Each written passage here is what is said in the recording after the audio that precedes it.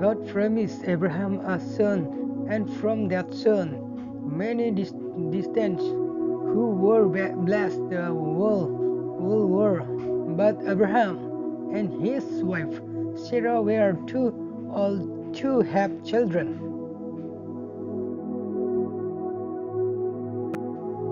20 years went by still. Abraham trusted God promise when he was 100 and Sarah was 90. God reminded them of his promise. Sarah was going to have a baby.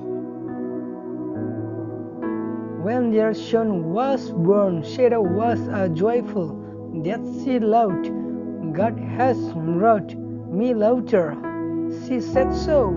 They named their son Isaac, which means he loved.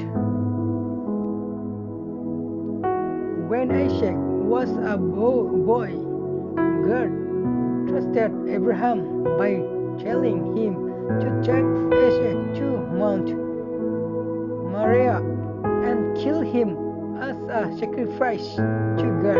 Abraham was confused, but still he trusted God.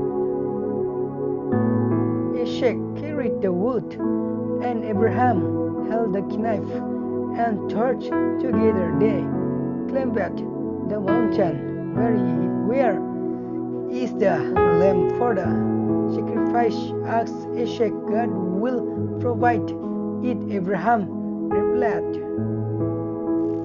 Abraham arranged the wood on an altar, tied up Isaac and laid him on the wood. As he raised the knife to kill Isaac, an angel called him named Abraham. Don't hurt the boy, the angel carried. God, no, you trust his promise. Look, there is the process. A ram is hurt by its horn, sacrifice that interest.